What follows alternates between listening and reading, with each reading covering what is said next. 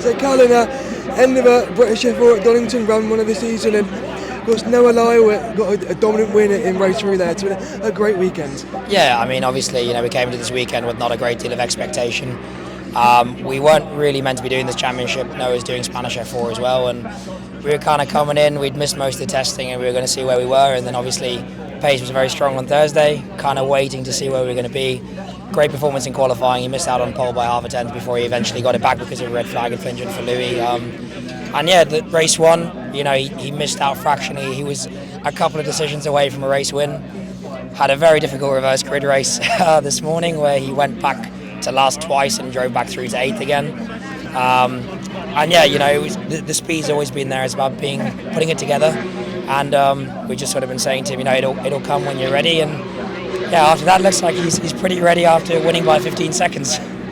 And we saw Noah was quick last year, but how satisfying is it to see it, of course, come to fruition a bit more with more results early on this season? I think the big thing is, there's so much work that goes in behind the scenes. Like, from where he was last year, at the end of the season compared to where he is now, it's been an entire winter. We went straight off the back of the last race last year. We were testing, we were back home doing all the work on the sim, the pre-event prep, post-event debrief, all the stuff that we need to do.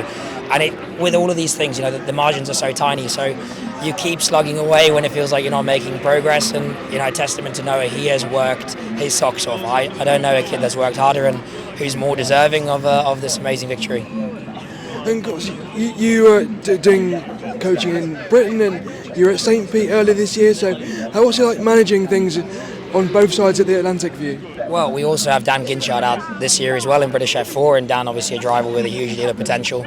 So we're also managing what was Dan got a podium yesterday, showing great speed, but again, just very, very unlucky today with 2 unfortunate incidents that weren't his fault. We've also got the stuff in America, managing that as well. Thankfully, everything seems to be going quite well at the moment. We've got a great group of drivers, a great group of people, great teams we're working with, and that just makes the job so much easier and so much more enjoyable. And yeah, it's still early doors. There's a long, long way left in the season, but hopefully that means lots of room for potential and growth for our drivers. And what are you expecting for the rest of the season? Of course, Brands Hatch next time out in British F4. Just hard work, mate. You win and it's great, but every championship you're racing now, the margins are so small you can never get complacent. So we'll enjoy this one because obviously it's Noah's first one and it was in dominant fashion. But straight away tomorrow we're back to work. We're off to Spain on Wednesday for testing at Motorland. We've got the official Spanish F4 test there. So yeah, straight back to work, much of the same, and hopefully tasting more victory in the weeks to come.